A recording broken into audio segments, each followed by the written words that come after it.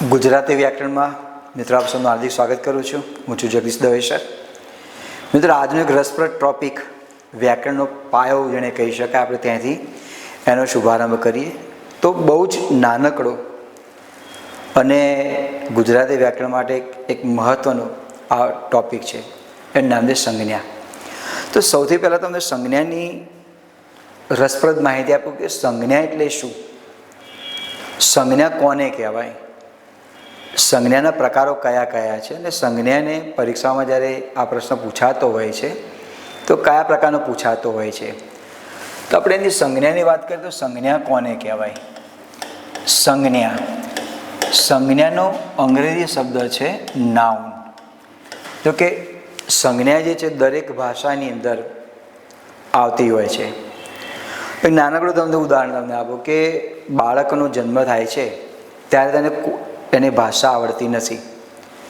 જેમ જેમ તેનો વિકાસ એના પરિવારમાં થતો હોય છે એમ તેની જે ભાષા હોય એ પ્રમાણે તેના શબ્દો ઘડાતા હોય છે. હવે બાળકની સંજ્ઞા વિશેનું કોઈ ખબર જ નથી, પણ એના જે વારસદાર જે છે, એના જે પાલક જે છે, યા એનો જે પરિવાર જે છે એને ધીમે ધીમે એને શીખવે છે. આ ગાય છે, આ મમ્મી છે, પપ્પા છે અને ઘોડો કહેવાય. તો બાળક જે છે એ ધીમે ધીમે ધીમે ધીમે સંજ્ઞાથી વાકેફ થતો જાય છે. આજે કોઈ પણ વ્યક્તિ, દેશ, રાજ્ય, નદી, પર્વત, આ તમામના નામ છે. તમે કલ્પના કરો કે કોઈ નામ જ ન હોય તો, દાખલા તરીકે હું છું, મારું નામ જ ન હોય તો, કોઈ દેશમાં આપણે જવું છે તો દેશનું નામ જ ન હોય તો. એટલે સંજ્ઞા જે છે ને સામાન્ય વ્યાખ્યા આમ કહી શકાય કે સંજ્ઞા એટલે કોઈ પણ વસ્તુ, વ્યક્તિ, પદાર્થ, આ બધાને ઓળખવાને માટે જે વિશેષ આપણે જે શબ્દનો ઉપયોગ કરીએ છીએ એને આપણે કહીએ છીએ સંજ્ઞા કહેવામાં આવે છે. બાળક જ્યારે વિભિન્ન શબ્દોથી પરિચિત થાય છે ત્યારે જુદી જુદી સંજ્ઞાઓથી પણ પરિચિત થાય છે. એટલે એમ કહી શકાય કે ભાષાને શીખવા માટેનો પ્રથમ તબક્કો એટલે સંજ્ઞા. જ્યાં સુધી બાળકના મગજમાં ભિન્ન ભિન્ન પ્રકારના શબ્દોનો વિકાસ થતો નથી, ભિન્ન ભિન્ન પ્રકારના શબ્દો જે છે તેના મગજમાં એને પરિપક્વ બનતા નથી, ત્યાં સુધી સંજ્ઞા એના માટે અધૂરી ગણાતી હોય છે. ક્યારેક આપણે પણ જીવનમાં ઘટના બનતી હોય છે કે કોઈ વસ્તુને આપણે જોયેલી છે, આપણે તેને ખબર જ નથી કે એને શું કહેવાય, ત્યારે આપણે તેનું વિસ્તૃત વર્ણન કરીએ. આ પ્રમાણેનું હતું, આ પ્રમાણેનું હતું, આ પ્રમાણેનું હતું. અને જો આપણે તેને જોઈ જ હોય તો તરત જ કહી શકીએ કે મેં હાથી જોયો, ઘોડો જોયો, વાઘ જોયો. આ સંજ્ઞાથી. એટલે સંજ્ઞાની વ્યાખ્યા આ પ્રમાણે બને: કોઈ પણ વ્યક્તિ, પદાર્થ, વસ્તુ, જાતિ, ભાવ, ક્રિયા, આ બધાને દર્શાવનારા જે શબ્દો જે છે એને સંજ્ઞા કહેવામાં આવે છે. તો આવી જ મિત્રો મારે સંજ્ઞા વિશેની મારે તમને વાત કરવી છે. એક નાનકડું ઉદાહરણ લખું કે સંજ્ઞા કોને કહેવાય. આપણે કોઈ પણ વાક્ય બોલતા હોઈએ કે લખતા હોઈએ ત્યારે તેમાં ભિન્ન ભિન્ન પ્રકારે સંજ્ઞા રહેલી છે. એમ લખું કે આપણું વાક્ય છે કે હિમાલય સૌથી ઊંચો પર્વત છે. હિમાલય સૌથી ઊંચો પર્વત છે. આ વાક્ય લખ્યું. આ વાક્યમાં એક જ સંજ્ઞા નથી. જો આ આખું જે વાક્ય બનેલું છે જુદી જુદી સંજ્ઞાઓથી બનેલું છે. હિમાલય સંજ્ઞા છે, પર્વત સંજ્ઞા છે. તો બાકીના શબ્દો શું છે? બાકીના શબ્દની ચર્ચા આપણે એમાં કરવાની નથી, પણ છતાં તમને માહિતી આપી દઉં. આ છે જે છે એ ક્રિયાપદ છે. ઊંચો જે છે એ એડજેક્ટિવ એટલે કે વિશેષણ છે. સૌથી, આ પણ વિશેષણ છે. એટલે આ જે શબ્દ જે રહ્યો સૌથી ઊંચો, આને વિશેષણનું પણ વિશેષણ કહેવામાં આવે. આપણે જ્યારે વિશેષણનો ટોપિક આવશે ત્યારે એને લગતી આપણે રસપ્રદ માહિતી એમાં મેળવીશું. હિમાલય સંજ્ઞા છે, પર્વત સંજ્ઞા છે. છોકરો દોડતો દોડતો આવ્યો તો છોકરો સંજ્ઞા છે. તો આવા સંજ્ઞાના પ્રકારો, સંજ્ઞાની વ્યાખ્યા, એની મિત્રો આપણે અહીં માહિતી મેળવીએ. તો સૌથી પહેલાં આપણે વાત કરીએ કે સંજ્ઞા કોને કહેવાય એની વ્યાખ્યા લઈએ. સંજ્ઞા એટલે શું? સંજ્ઞાની વ્યાખ્યા ઘણીવાર પરીક્ષામાં પૂછાતી હોય છે, એટલે સંજ્ઞાની વ્યાખ્યાને તમે ધ્યાનમાં રાખજો. આ રીતે પ્રશ્ન આવે કે કોઈ ચોક્કસ વ્યક્તિ, સ્થળ, પદાર્થ, જાતિ કે ક્રિયાને દર્શાવનારા શબ્દને ખાલી જગ્યા કહેવામાં આવે છે. શું કહેવામાં આવે છે? તો સંજ્ઞા કહેવામાં આવે છે. એટલે કે સંજ્ઞાની વ્યાખ્યા જે છે આપણને કંઠસ્થ હોવી જોઈએ. તો આના આધારે વ્યાખ્યા રીતે બને છે કોઈ ચોક્કસ વ્યક્તિ. તમે શબ્દને તમે પકડજો. ચોક્કસ વ્યક્તિ, હું એમ કહું કે રમેશ, એટલે જે રમેશ નામનો વિદ્યાર્થી હશે એ જ ઊભો થશે. કોઈ ચોક્કસ વ્યક્તિ, સ્થળ, હું એમ કહું કે ગિરનાર ગયો તો ચોક્કસ સ્થળ ગયું. સ્થળ, પદાર્થ, મેં દૂધ પીધું તો દૂધ એ ચોક્કસ પદાર્થ થયો. એની જે ઓળખ આપવા માટે જે જુદા જુદા આપણે શબ્દોનો ઉપયોગ કરીએ છીએ એને સંજ્ઞા કહેવામાં આવે છે. સાદી ભાષામાં કહી શકાય કે સંજ્ઞા એટલે કોઈ પણ વસ્તુને ઓળખવાને માટે આપવામાં આવતું નામ. એમ કહું કે પંખો બંધ કરો તો તરત પંખો શબ્દ બોલતા આપણા મગજમાં પંખા કોને કહેવાય એની આકૃતિ, એની સંજ્ઞા મનમાં ઉદ્ભવે છે. આ પંખો, આને પંખો કહેવાય. હું એસીને કે પંખો ના કહી શકું. તો બાળકમાં આવી સંજ્ઞાનો ક્રમશઃ વિકાસ થતો હોય છે. ને બીજું મિત્રો કે સંજ્ઞા જે છે ને ધોરણ 5માંથી આ વ્યાકરણમાં મુદ્દો આવે છે. કોઈ ધોરણ 10માં, 12માં કે કોલેજમાં આવતો એ મુદ્દો નથી. આ જે સંજ્ઞાનો જે ટોપિક જે છે એ ધોરણ 5નો આ મુદ્દો છે. પણ જો ત્યાં આગળ જરૂર છે. સંજ્ઞાની વ્યાખ્યા છે કોઈ ચોક્કસ વ્યક્તિ, સ્થળ, પદાર્થની ઓળખ સૂચવતાનો જે શબ્દ જે છે એને આપણે સંજ્ઞા કહીએ છીએ. અથવા બીજી રીતે મારે વ્યાખ્યા આપી છે તો શું કહી શકાય? બીજી રીતે વ્યાખ્યા આ રીતે આપી શકાય: પ્રાણી, પદાર્થ, દ્રવ્ય. દ્રવ્યમાં તમામ પ્રકારના દ્રવ્ય આવી ગયા. જ્યારે આપણે તેના પ્રકારોની વાત કરીએ એટલે તેની માહિતી મેળવીએ. ગુણ, ગુણમાં કેવો હોય? હોશિયાર, નબળો, ચાલાક, મૂર્ખ, આ બધા ગુણ બતાવે છે. ક્રિયા, ક્રિયામાં રમવું, બોલવું, ચાલવું, ઉઘરાણી, બચત, આ બધી ક્રિયા થઈ. અને સ્થિતિ, આ જે દર્શાવે છે એને ઓળખવાને માટે આપણે જે શબ્દોનો ઉપયોગ કરીએ છીએ એને સંજ્ઞા કહેવામાં આવે છે. બંને વ્યાખ્યા માન્ય છે. હજી તો જુદા જુદા વ્યાકરણ શાસ્ત્રીઓએ સંજ્ઞાની વ્યાખ્યા જુદી જુદી આપેલી છે, પણ બધાનો સારાંશ સમાજ છુપાયેલો છે. તમે આને યાદ રાખો કે આને યાદ રાખો, બંને સરખી છે. કોઈ પણ પ્રાણી, પદાર્થ, દ્રવ્ય, ગુણ, ક્રિયા કે સ્થિતિને દર્શાવનારો જે ક્રિયા જે છે, જે પદાર્થ જે છે, જે ઓળખવા માટે જે શબ્દોનો આપણે ઉપયોગ કરીએ છીએ તેને સંજ્ઞા કહેવામાં આવે છે. તમને એવું લાગે કે સર અહીંયા તો નામ શબ્દ લખેલું છે, કેમ નામ લખ્યું? તો મિત્રો એ પણ તમને ખુલાસો કરી નાખું કે સંજ્ઞા જે આપેલી છે ને, આ સંજ્ઞા એ વ્યાકરણની દ્રષ્ટિએ શબ્દ છે અને બીજો શબ્દ આપેલો છે તે નામ. અને સંજ્ઞા પણ કહેવાય અને તેને નામ પણ કહેવાય. આ બંને એકબીજાના પર્યાય શબ્દો છે. સંજ્ઞા પણ તમે કહી શકો અને તેને નામ પણ કહી શકો. તો આ બંને વ્યાખ્યા ધ્યાનમાં રાખવાની છે. કોઈ ચોક્કસ વ્યક્તિ, વસ્તુ, સ્થળ કે પદાર્થની ઓળખ જે સૂચવે છે તેને સંજ્ઞા કહેવામાં આવે છે. અથવા પ્રાણી, પદાર્થ, દ્રવ્ય, ગુણ, ક્રિયા કે સ્થિતિ આને દર્શાવનારો જે શબ્દ છે એને આપણે સંજ્ઞા કહેવામાં આવે છે. સંજ્ઞાની વ્યાખ્યાને તમે મિત્રો યાદ રાખજો. આપણે કેટલાક ઉદાહરણ લઈએ. દાખલા તરીકે પહેલું વાક્ય આપેલું છે કે ગાંધીજીએ સત્યાગ્રહ કર્યો. આ વાક્યમાં સંજ્ઞા છે. ગાંધીજી સંજ્ઞા છે. સંજ્ઞાનો કયો પ્રકાર છે હું એની વાત કરતો નથી. માત્ર ને માત્ર તમને એ સમજાવું છું કે સંજ્ઞા કોને કહેવાય, એના કયા કયા ઉદાહરણો આપું કે જેના આધારે તમને ખ્યાલ પડે કે સંજ્ઞા શું છે. તો ગાંધીજી સંજ્ઞા છે. સત્યાગ્રહ પણ મિત્રો સંજ્ઞા છે. એક જ વાક્યમાં એક જ સંજ્ઞા હોય એવું હોતું નથી. એક વાક્યમાં બે સંજ્ઞા હોય, ત્રણ પણ હોઈ શકે. જેવું વાક્ય એ પ્રમાણે ત્યાં આગળ સંજ્ઞા આવે. ગાંધીજી સંજ્ઞા છે, સત્યાગ્રહ પણ સંજ્ઞા છે. બીજું વાક્ય છે હિમાલય સૌથી ઊંચો પર્વત છે. તો હિમાલય સંજ્ઞા છે. હિમાલય શબ્દને બોલવામાં આવે એટલે તરત જ આપણા મગજમાં હિમાલય પર્વતની જે આકૃતિ જે છે, હિમાલય પર્વત જે છે એ મનમાં ઉપસી આવતો હોય છે. સૌથી ઊંચો અને પર્વત, હિમાલય પણ સંજ્ઞા છે અને પર્વત પણ સંજ્ઞા છે. લીમડાનું દાંતણ ઉત્તમ હોય છે. તો આમાં સંજ્ઞા કઈ છે? લીમડો. કોઈ પણ વૃક્ષનું નામ આપેલું હોય, કોઈ પણ પર્વતનું નામ આપેલું હોય, કોઈ પણ વ્યક્તિનું નામ આપેલું હોય, તમામે તમામ સંજ્ઞા છે. લીમડાનું દાંતણ ઉત્તમ હોય છે. દાંતણ પણ સંજ્ઞા છે. હોય છે એ ક્રિયાપદ છે, એ સંજ્ઞાને કહી શકાય નહીં. બીજું ઉદાહરણ છે મોર આપણું રાષ્ટ્રીય પક્ષી છે. મોર આ સંજ્ઞા છે, પક્ષી આ પણ સંજ્ઞા છે. પછીનું વાક્ય લઈએ, સત્યનો હંમેશા વિજય થાય છે.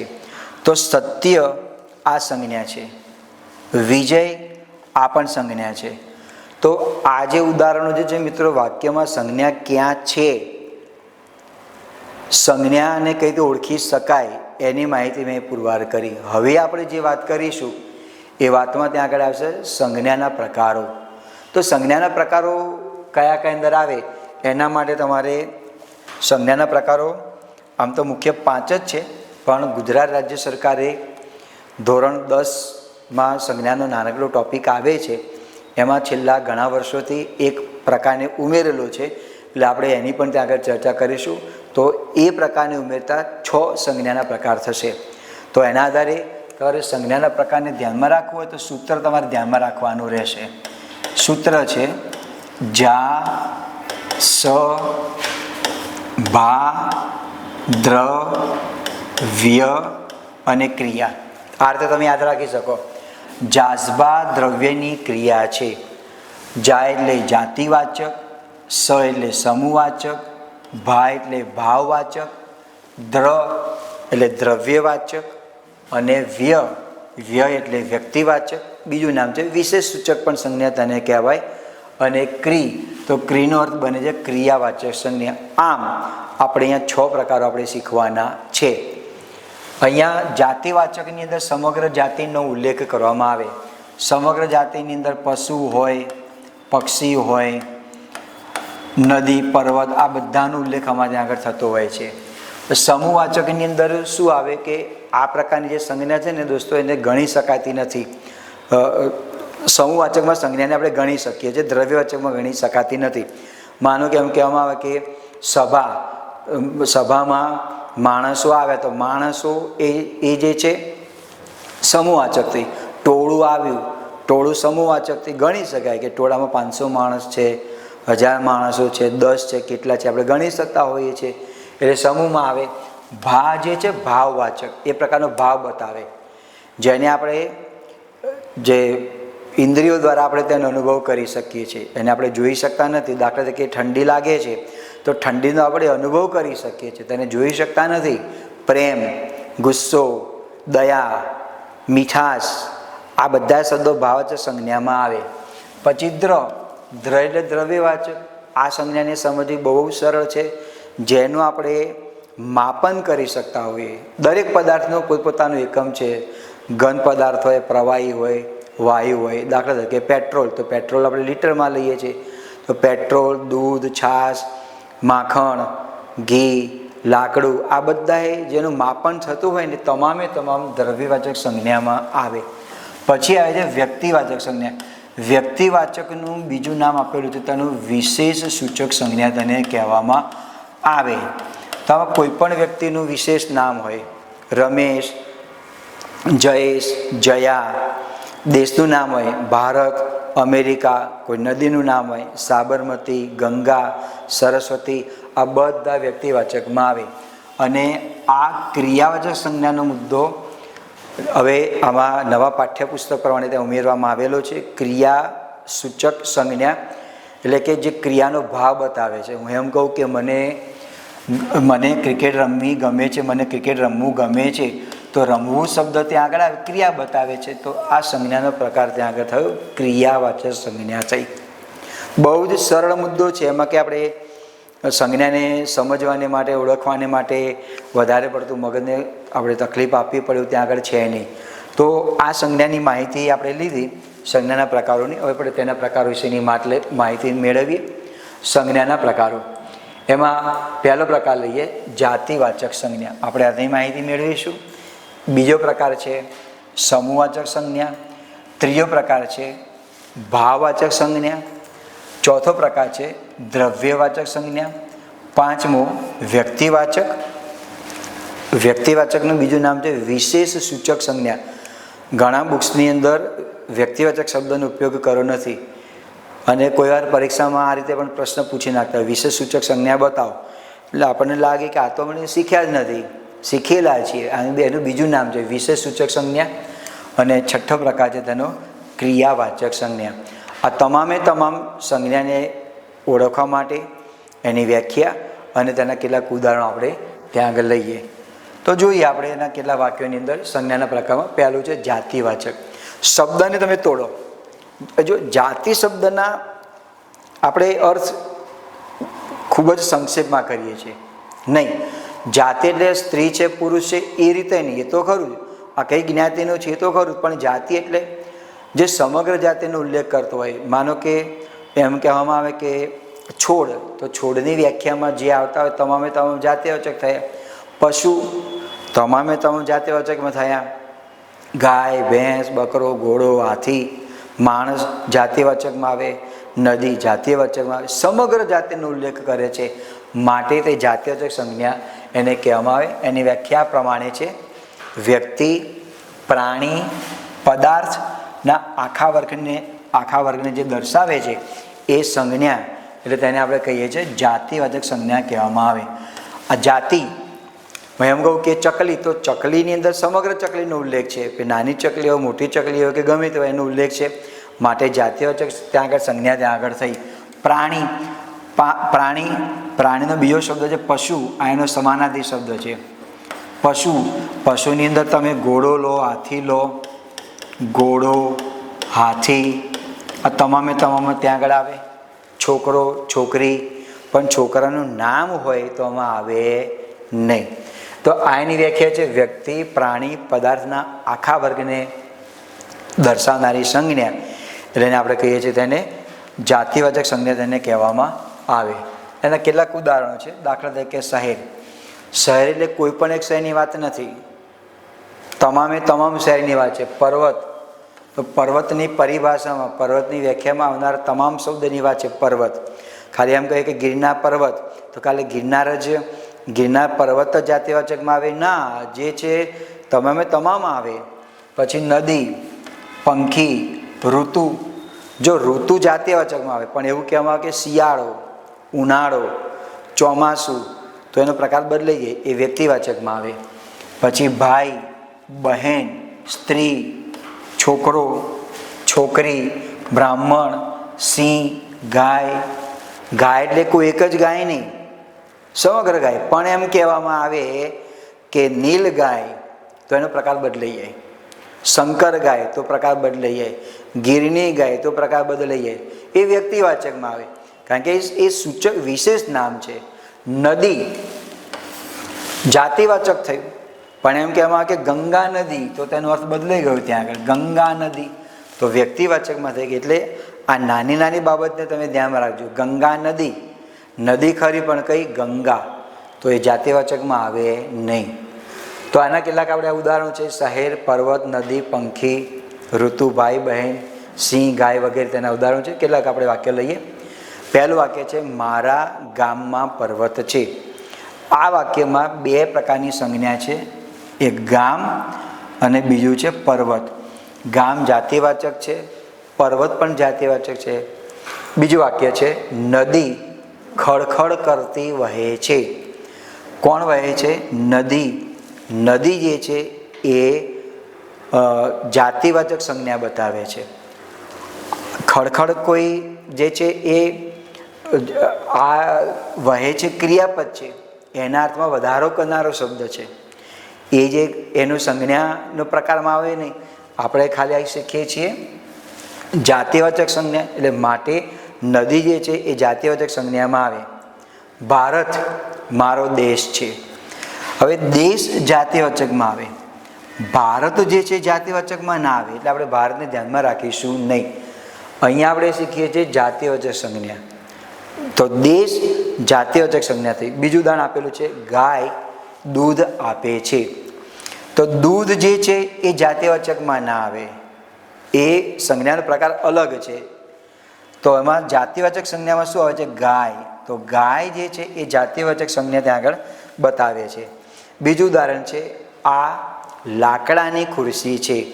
હવે આપણને એવું લાગે કે સર લાકડું જે શબ્દ છે એ જાતિવાચકમાં ના આવે. ના, લાકડું જાતિવાચકમાં ન આવે. તમે તમામે તમામ સંજ્ઞાના પ્રકારોને ધ્યાનમાં રાખશો એટલે તમને તરત જ ખબર પડી જશે કે આ પ્રકાર જે સંજ્ઞાનો પ્રકાર જે છે શામાં આવે છે? લાકડું દ્રવ્યવાચકમાં આવે, જાતિવાચકમાં આવે નહીં. પણ ખુરશી શબ્દ જે છે, ખુરશી મંડળ એને આપેલી હોય અને સંજ્ઞાનો પ્રકાર આપણે ઓળખવાનો છે, તો એ સંજ્ઞાનો પ્રકાર બને છે જાતિવાચક સંજ્ઞા બને. તો તમારે એક જ ધ્યાનમાં રાખવાની છે, સમગ્ર જાતિનો ઉલ્લેખ કરે ને એટલે એને જાતિવાચક સંજ્ઞા કહેવામાં આવે. જો કે અહીંયા લખેલી આટલી યાદીમાં બધી જ સંજ્ઞાઓ આવી જાય તેવું નથી. આ તો અસંખ્ય ઉદાહરણ છે. કૂતરું તો એક જ પ્રકારનું કૂતરું જે છે જાતિવાચકમાં આવે, પણ પછી અમે કૂતરાનું કોઈ વિશેષ નામ આપવામાં આવે તો એ જાતિવાચક ના થઈ જાય. એ જે છે પછી ત્યાં સંજ્ઞાનો પ્રકાર બદલાઈ જતો હોય છે. તો અહીં કૂતરું એટલે કૂતરાની વ્યાખ્યામાં આવનારો સમગ્ર વર્ગ આવે, પણ પછી એનું વિશેષ નામ આપવામાં આવે તો પછી તેનો પ્રકાર બદલાઈ જતો હોય છે. તો આ પ્રમાણે પહેલો પ્રકાર જે છે મિત્રો એ જાતિવાચક સંજ્ઞાનો ત્યાં આગળ પ્રકાર આપણે પૂર્ણ કરીએ. આપણે આપણી જે સફર જે છે સફરને આપણે આગળ વધારીએ. બીજો પ્રકાર જે આવે છે એના જે સમૂહવાચક સંજ્ઞા. સમૂહને તમારે યાદ રાખવું હોય તો આટલું તમારે ધ્યાનમાં રાખવું. આ સંજ્ઞા જે છે મિત્રો એને તમે ગણી શકો છો, ગણી શકાય. ટોળું આવ્યું તો આપણે કહીએ ટોળામાં કેટલા માણસો હતા? ટોળામાં 50-100 માણસો હતા, આપણે ગણી શકીએ. સભામાં કેટલા માણસો? સભાને ગણી શકીએ છીએ. એટલે આ સમૂહવાચક સંજ્ઞા આવે જેને આપણે ગણી શકીએ છીએ. અને જેને ગણી ન શકાતી હોય એ પાછો પ્રકાર બદલાઈએ. અહીંયા મોટે ભાગે વિદ્યાર્થીઓ આ ભૂલ કરે છે. શામાં? એક સમૂહમાં ભૂલ કરે છે અને બીજો જે ભૂલ કરે છે એ દ્રવ્યવાચક સંજ્ઞામાં ભૂલો કરે છે. તમારે આ બંનેમાં એટલું તમારે ધ્યાનમાં રાખવાનું છે, દ્રવ્યવાચક સંજ્ઞા જે આપેલી હોય એને ગણી શકાતું નથી અને ગણી શકાતું નથી. અને આ જે છે એને ગણી શકાય. સમૂહવાચક જે છે દ્રવ્યવાચકમાં જે છે આને તમે સમૂહવાચક સંજ્ઞામાં તમે લઈ ના શકો. એટલે મોટાભાગે આપણી ભૂલ અહીંયા પડતી હોય છે. ક્યાં? દ્રવ્યવાચકમાં અને સમૂહવાચકમાં. જો બંનેનો પ્રકારનો આપણે એને જે ભેદરેખા જે છે એ ભેદરેખાને આપણે જોઈશું એટલે આપણને ખ્યાલ પડશે. પણ તમારે આટલું ધ્યાનમાં રાખવાનું, સમૂહવાચક સંજ્ઞાને ગણી શકાય છે. તેને આપણે કેટલાક ઉદાહરણો લઈએ સમૂહવાચક સંજ્ઞાના. એની વ્યાખ્યા લઈએ. વ્યક્તિ, પ્રાણી કે વસ્તુઓના સમૂહને ઓળખવાને માટે જે સંજ્ઞાનો આપણે જે શબ્દોનો ઉપયોગ કરીએ છીએ એટલે તેને આપણે કહીએ સમૂહવાચક સંજ્ઞા કહેવામાં આવે. ટૂંકમાં તમારે એટલું ધ્યાનમાં રાખવાનું છે કે સમૂહવાચક સંજ્ઞાને આપણે ગણી શકીએ છીએ. હું કેટલાક ઉદાહરણો લખું કે દાખલા તરીકે ધણ. ગાયોનું જે ટોળું હોય ને એને ધણ કહેવામાં આવે. માણસોનું ટોળું હોય ને ધણ ના કહેવાય. હા, આ માણસનું ધણ આવ્યું તો શબ્દોનો આપણે ખોટો ઉપયોગ કર્યો છે. માણસો હોય તેના માટે શબ્દ કારણ કે ટોળું આવે. માણસોનું ટોળું, કેટલા ટોળામાં હતા, કેટલી ગાયો છે, આને ગણી શકાય. પછી શબ્દ આપેલો છે ખાડું.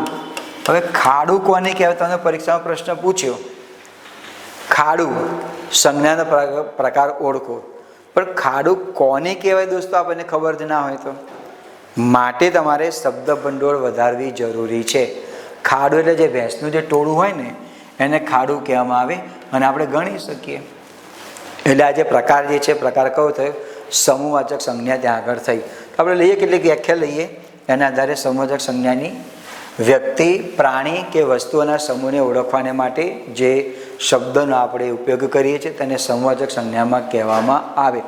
જો કેટલાક ઉદાહરણ છે. ટોળું, તમે મનમાં વિચારજો, આપણે ગણી શકીએ છીએ. સરઘસ, કોઈ વિરોધ કરવાને માટે, કોઈ સમાજમાં જનજાગૃતિ માટે સરઘસ નીકળેલો ગણી શકીએ. સરઘસમાં કેટલા માણસો જોડાયા? 1000-2000 માણસો જોડાય. અને સર્કસ, આ બંને શબ્દો અલગ અલગ છે. પછી સભા, ઝુમખું, ચાવીનું ઝુમખું, આને ગણી શકાય. ટુકડી, લશ્કર જે છે ફલાણી ટુકડી આવી તો ટુકડીમાં કેટલા માણસો હતા? સમિતિ, ફોજ, કાફલો, ધણ, લૂમ, કેળાની હોય ને લૂમ કહેવામાં આવે, ગણી શકીએ છીએ. મેદની, મેદની એટલે ટોળું. જનમેદની, માણસો માટે શબ્દ વપરાય છે. જનમેદની, મેદની એટલે ટોળું થાય.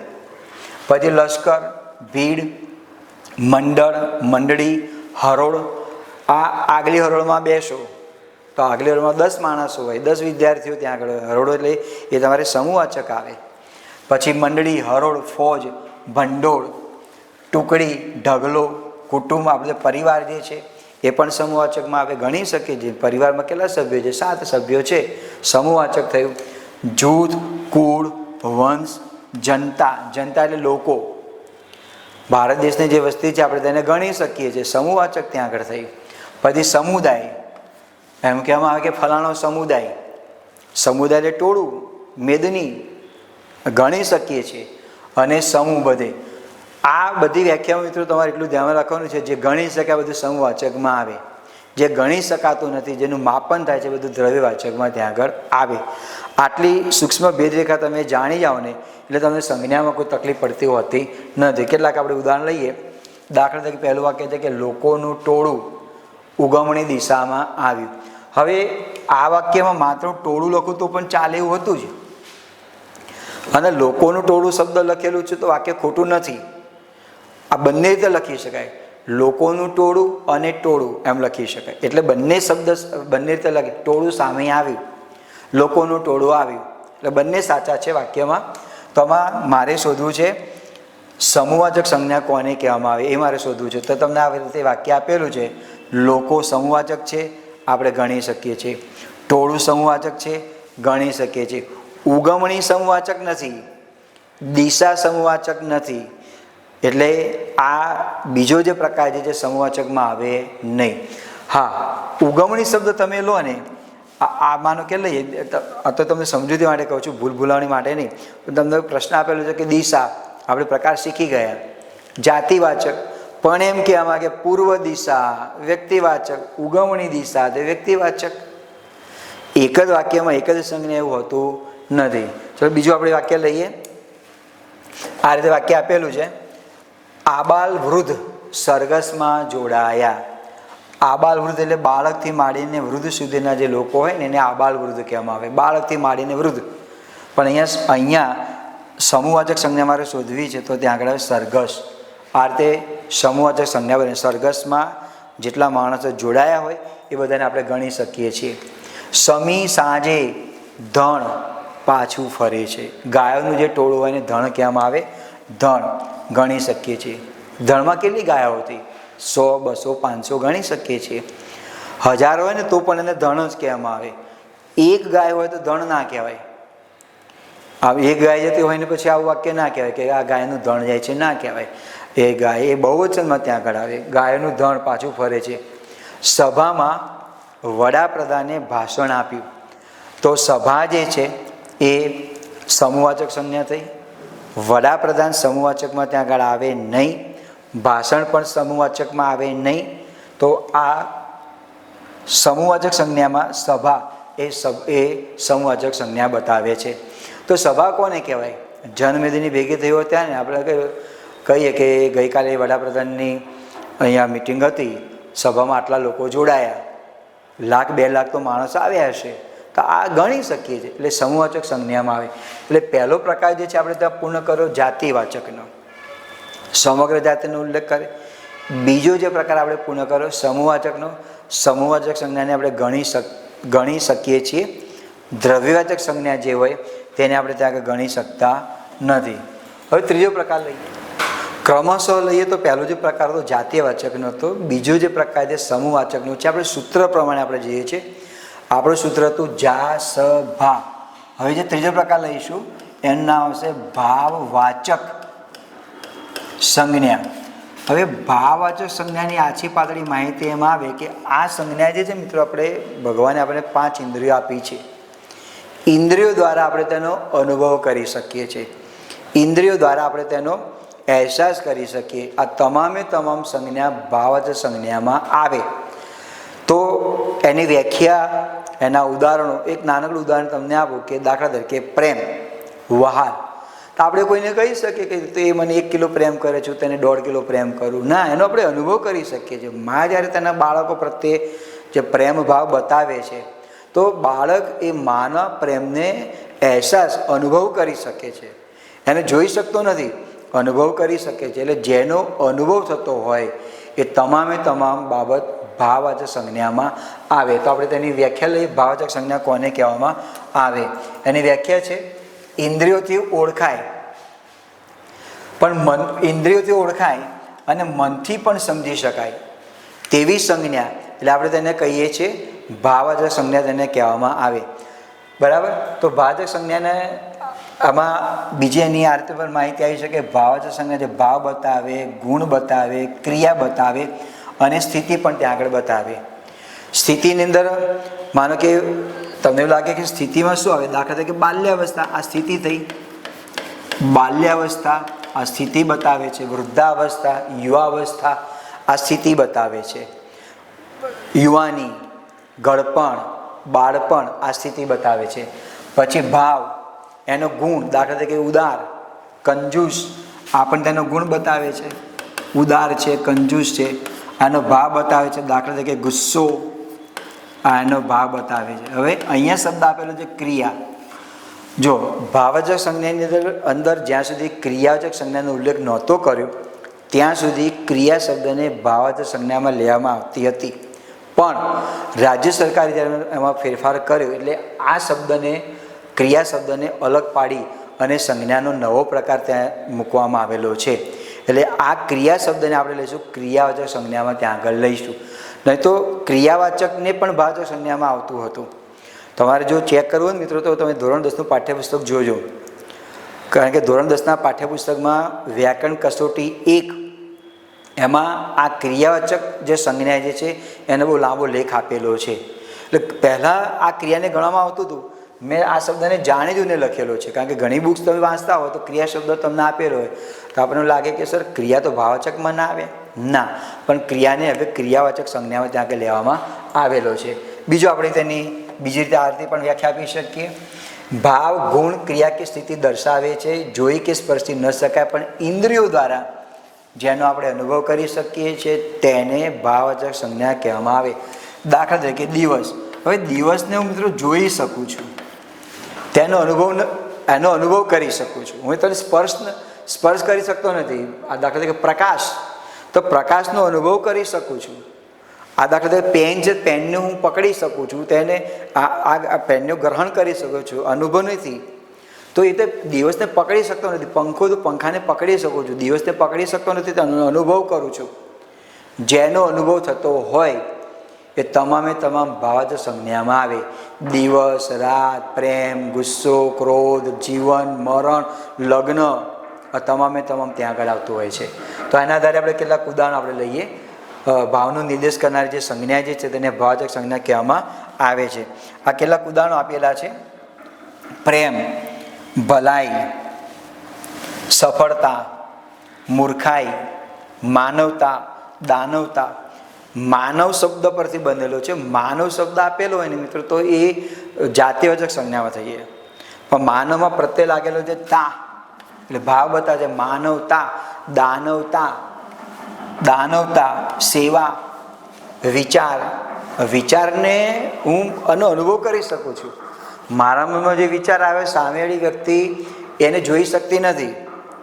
ક્યારે એને ખબર પડે કે જ્યારે હું સામેવાળી વ્યક્તિની સામે પ્રગટ કરું છું ત્યારે તેને ખ્યાલ પડે કે હા આનો વિચાર તો આ પ્રમાણેનો છે.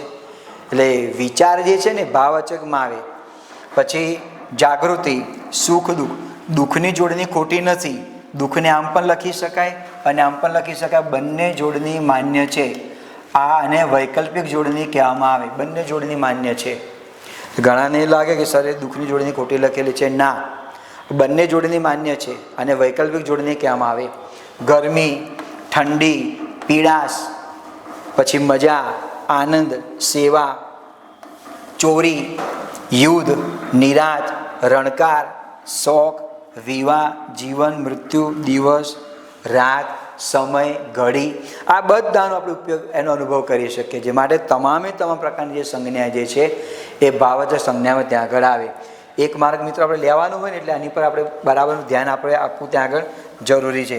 બધાના કેટલાક આપણે ઉદાહરણો લઈએ કે રીતે આને ઓળખી શકાય. દાખલા તરીકે પહેલું વાક્ય આપેલું છે ભાવવાચક સંજ્ઞાનું, તેના ચહેરા પર હાસ્ય છલકાઈ ગયું. તો આમાં ભાવવાચક સંજ્ઞા જે છે હાસ્ય. હું આખી પંક્તિ મિત્રો એની પર દરેક શબ્દને અહીંયા મારે ખાલી ફોકસ પાડવો છે ભાવવાચક સંજ્ઞા પર. એટલે માત્ર એ જ શબ્દની પર પ્રકાશ પાડું છું. તો હાસ્ય શબ્દ જે છે એ તેનો ભાવ બતાવે છે. હસવું, રડવું, બોલવું આ જે ક્રિયા બતાવે છે. બીજું છે માનવીની જીભમાં જરાય મીઠાશ નથી. તો માનવ પરથી શબ્દ બનેલો છે માનવી. અને મીઠું પરથી શબ્દ બનેલો છે, ભાવવાચક બનેલું છે મીઠાશ. જેમ કે ગળ્યું, ગળ્યું પરથી શું બને? ગળપણ. ગળપણ આમ લખાય, ગળપણ આમ આવે, ગળપણ. અને તમે આમ લખો તો ગળપણ, બંનેનો અર્થ બદલાઈ ગયો. ગળપણ અને ગળપણ અર્થ બદલાઈ જાય છે. માનવીની જીભમાં જરાય મીઠાશ નથી, એટલે આ રીતે આવશે. ત્યાં આગળ શબ્દ જ આપેલો છે. પછી આપણે લઈએ જે ઉદાહરણ આપેલું છે તેમાં કોણે કીધું ગરીબ છીએ, કોણે કીધું રાગ. મકરંદ દવેની મિત્રો આ બહુ અદ્ભુત કાવ્ય છે. આપણો ક્યારેક કોઈ પરીક્ષામાં પૂછાતું હોય છે કે આ પંક્તિ કયા કવિની છે, એના માટે મેં કયું નામ લખેલું છે. મકરંદ દવેની પંક્તિ છે. કોણે કીધું ગરીબ છે, કોણે કીધું રાગ, ઉપર બેઠી બેંક આપણી, આપણે તો માલા માલ છીએ. એ આખું કાવ્ય બહુ સરસ મજાનું કાવ્ય છે. પણ મારે એ સમજાવવું છે કે ભાવવાચક સંજ્ઞા કોને કે ગરીબ અને રંક આ જે છે એ ભાવવાચક સંજ્ઞા બતાવે છે. સંતોષી નર સદા સુખી. સંતોષ શબ્દ આપેલો હોય, સંતોષ એ ભાવવાચક સંજ્ઞા થઈ. પણ ભાવવાચક સંજ્ઞામાંથી આ બનાવેલું છે સંતોષી, આ પણ ભાવવાચક સંજ્ઞા છે. અને સુખી આ પણ ભાવવાચક સંજ્ઞા છે. હું માનવી માનવ થાવતો ગણું, સુંદરમ સાહેબની પંક્તિ છે. તેમાં ભાવવાચક સંજ્ઞા બતાવે છે માનવી. હું માનવી માનવ થાવતો ગણું. હવે માનવમાં અંડરલાઈન આપેલી હોય અને સંજ્ઞાનો પ્રકાર જાણવાનો હોય તો માનવ જાતિવાચક થઈ, સ્ત્રી જાતિવાચક, પુરુષ જાતિવાચક, માનવ જાતિવાચક થઈ. તો આ પ્રમાણે આપણે જે સૂત્રની જે સફર કરી હતી અને સફરની સાથે રહેલા હમસફર વિદ્યાર્થીઓ આપણે અહીં સુધી આપણે આવ્યા છીએ. જા સ બા જાતિવાચક, સમૂહવાચક, ભાવવાચક. તો આગળનો આપણે સફરને વધારીએ. હવે પછી આવે છે અજ્ઞાન રાની પરત ખેડૂતો લાચારી અનુભવે. તો લાચારી શબ્દ જે છે ભાવવાચક શબ્દ બતાવે છે. આ ધોરણ 10નું પાઠ્યપુસ્તક છે, એનું જ ઉદાહરણ છે. પાઠનું નામ છે ચોપડાની ઇન્દ્રજાળ. નવલિકા છે, પણ બહુ મિત્રો બહુ સરસ મજાની નવલિકા છે. સમય મળતો વાંચજો તમે. ચલો હવે પછીનો પ્રકાર લઈએ સૂત્ર પ્રમાણે. જા સ બા દ્ર. દ્ર એટલે દ્રવ્યવાચક. દ્રવ્યનો અર્થ બને છે જથ્થો. દ્રવ્યનો અર્થ બને છે જથ્થો. હવે આની વ્યાખ્યા યાદ રાખવાની જરૂર નથી. તમારે આટલું ધ્યાનમાં રાખવાનું કે જેનું માપન થતું હોય, શું થતું હોય? જેનું માપન, જેને આપણે માપી શકતા હોઈએ એ તમામે તમામ જે છે એ તમારે દ્રવ્યવાચકમાં આવે. દ્રવ્યનો અર્થ બને છે જથ્થો. જેનું માપન થતું હોય, જેને આપણે માપી શકતા હોઈએ એ તમામે તમામ દ્રવ્યવાચક સંજ્ઞામાં આવે. તો તમે યાદી બનાવો દરેક પ્રકારના પદાર્થ. આપણે કરિયાણાની દુકાને ગયા હોય ને કહ્યું કે મને ઘઉં આપો, 1 કિલો ઘઉં આપો, તો 1000 દાણા ગણીને ના આપે, માપીને આપે. 1 લીટર પેટ્રોલ, 100 ગ્રામ દૂધ, માપન થાય છે ને. દ્રવ્યવાચક. સમૂહવાચકમાં શું આવે? સમૂહવાચકમાં આપણે ગણી શકીએ. 10 બાળકો બેઠેલા, તો બાળકો છે, સભા ગણી શક્યા, સરઘસ, ટુકડી, ફોજ, ઝુમખું ગણી શકીએ છીએ. માટે એ દ્રવ્યવાચકમાં નહીં પણ સમૂહવાચકમાં. દ્રવ્યવાચકમાં માપન થતું હોય તો તેને આપણે વ્યાખ્યા લઈએ દ્રવ્યવાચકની કે જે સંજ્ઞા અગણ્ય, અગણ્ય એટલે જેને ગણી શકાતી નથી, એને વિરોધી શબ્દ બને ગણ્ય. તમે અ કાઢી નાખો તો ગણ્ય બને. વિરોધી શબ્દ ગણ્ય એટલે ગણી શકાય, અ એટલે નથી, ગણી શકાતી નથી. તે જે સંજ્ઞા અગણ્ય હોય તેને દ્રવ્યવાચક સંજ્ઞા કહેવામાં આવે. બીજા શબ્દોમાં ધાતુ, અનાજ, દ્રવ્ય રૂપે રહેલી વસ્તુઓને દ્રવ્યવાચક સંજ્ઞા કહેવામાં આવે છે. એટલે કે એનો અર્થ એવો થયો કે આ દરેકનું આપણે માપન કરીએ છીએ. આપણે જોઈએ કેટલાક વિશેષ ઉદાહરણો આપણે, એટલે તમને ખ્યાલ પડે. જે પદાર્થો દ્રવ્યરૂપે હોય, એનું માપન કે જથ્થો બતાવતું હોય તેને દ્રવ્યવાચક સંજ્ઞા કહેવામાં આવે છે. જેમાંથી અન્ય વસ્તુ બને દ્રવ્યવાચક કહેવામાં આવે. પણ હું તમને એક સરસ મજાનું મિત્રો મારે તમને ઉદાહરણ આપું છું. દાખલા તરીકે આ વાક્ય છે કે લોટમાંથી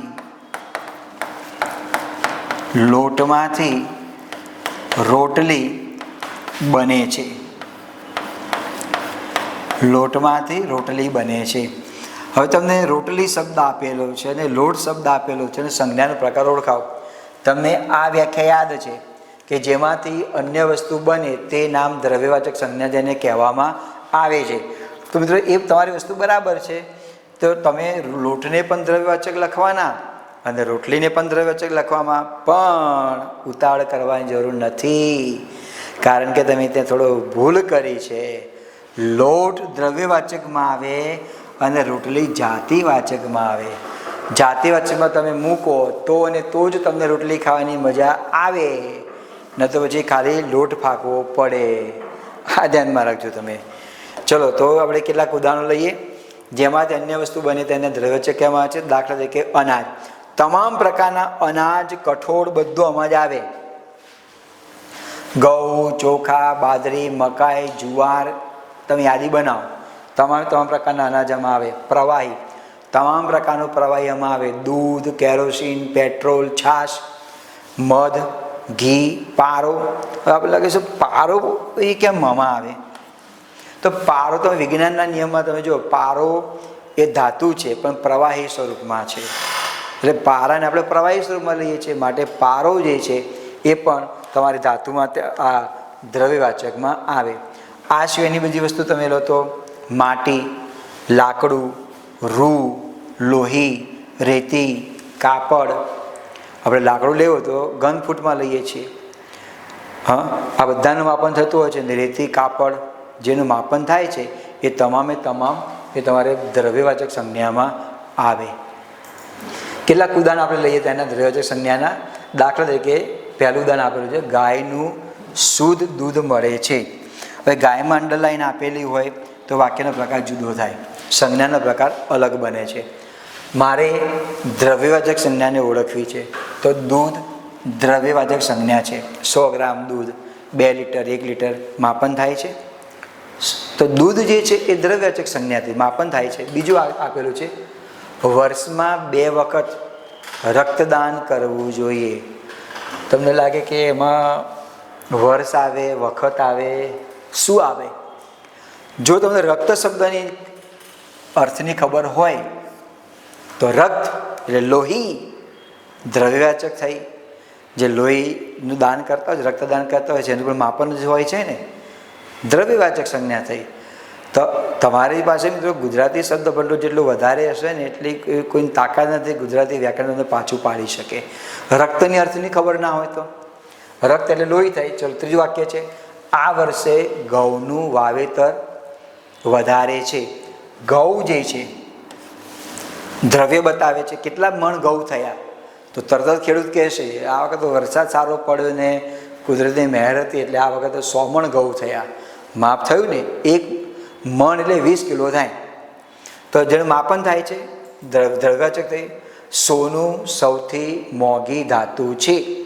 તો સોનું એનું માપન છે. હા, તોલાના અર્થમાં જે માપન થતું હોય એ પ્રમાણે સોનું દ્રવ્યવાચક છે. ધાતુ એ જાતિવાચક છે, દ્રવ્યવાચક ત્યાં આગળ છે નહીં. યમુનાના વહેણ તમે મૂંગા છો કેમ? હવે યમુનાના વહેણ તમે મૂંગા છો કેમ? તો આમાં વહેણ શબ્દ જે છે એ દ્રવ્યવાચક છે. વહેણ એટલે પાણીનો ધસમસતો પ્રવાહ, એને પણ માપી શકાતું હોય, દ્રવ્યવાચક સંજ્ઞા થઈ.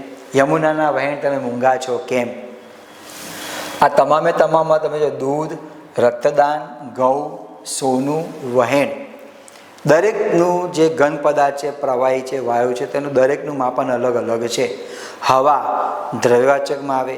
આપણે ગાડીમાં આપણે હવા પુરાતો ટાયરમાં તો માપીએ છીએ ને કેટલું પ્રેશર છે. CNG પૂરા માટે ગયા હોય તો પણ પ્રેશર ચેક કરીએ છીએ. એ બધા પદાર્થો દ્રવ્યવાચક સંજ્ઞામાં આવે. તમે CNG પુરાવો છો તરત જ યાદ આવ્યા તો દ્રવ્યવાચક સંજ્ઞા છે.